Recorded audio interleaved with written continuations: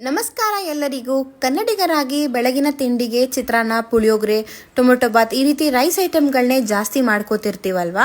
ನಿಮಗೆ ಗೊತ್ತಾ, ರೈಸ್ ಐಟಮ್ನ ಬೆಳಗಿನ ತಿಂಡಿಗೆ ಸೇವಿಸೋದ್ರಿಂದ ಬ್ಲಡ್ ಶುಗರ್ಸ್ ತುಂಬಾ ಜಾಸ್ತಿ ಆಗುತ್ತೆ. ರೈಸ್ನ ಸ್ವಾಪ್ ಮಾಡಿಕೊಂಡು ಮಿಲೆಟ್ಸು, ರೆಡ್ ರೈಸು, ಬ್ರೌನ್ ರೈಸಲ್ಲಿ ಹೆಲ್ದಿಯಾಗಿ ಬ್ರೇಕ್ಫಾಸ್ಟ್ನ ಹೇಗೆ ಮಾಡೋದಂತ ನೋಡೋಣ. ಎಣ್ಣೆ ಕೂಡ ಅಷ್ಟೇ, ಎಷ್ಟು ಕಮ್ಮಿ ಬಳಸಿದ್ರೆ ಅಷ್ಟು ಒಳ್ಳೆಯದು.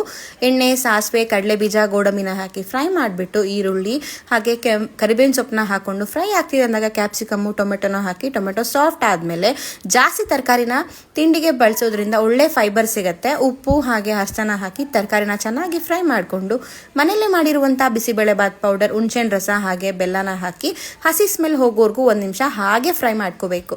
ನಂತರ ಬಿಸಿಬೇಳೆಬಾತ್ಗೆ ಬೇಕಾದಷ್ಟು ನೀರನ್ನ ಹಾಕಿ ಅರ್ಧ ಗಂಟೆ ನೆನೆಸಿರುವಂಥ ಮಿಲೆಟ್ಸ್ ಹಾಗೂ ಬೇಳೆನ ಹಾಕ್ಕೊಂಡು ಮಿಕ್ಸ್ ಮಾಡಿ ಒಂದು 3 ಇಂದ 4 ವಿಸಿಲ್ ತಗೊಂಡು ಲಾಸ್ಟಲ್ಲಿ ಒಂದು ಸ್ವಲ್ಪ ಕೊತ್ತಂಬರಿ ಸೊಪ್ಪನ್ನ ಹಾಕಿ ಮಿಕ್ಸ್ ಮಾಡಿಕೊಂಡ್ರೆ ಸೂಪರ್ ಟೇಸ್ಟಿಯಾಗಿರೋ ಮಿಲೆಟ್ ಬಿಸಿಬೇಳೆಬಾತ್ ರೆಡಿ. ನೀವು ಕೂಡ ಮೈತಾಲಿಯ ನೋ ಯೋರ್ ಕ್ಯಾಪ್ಸ್ ಚಾಲೆಂಜಲ್ಲಿ ಪಾರ್ಟಿಸಿಪೇಟ್ ಮಾಡಬೇಕಂತಂದ್ರೆ ಡಿಸ್ಕ್ರಿಪ್ಷನಲ್ಲಿ ಮೆನ್ಷನ್ ಮಾಡಿರುವಂಥ ಡೀಟೇಲ್ಸ್ನ ಚೆಕ್ ಮಾಡಿ.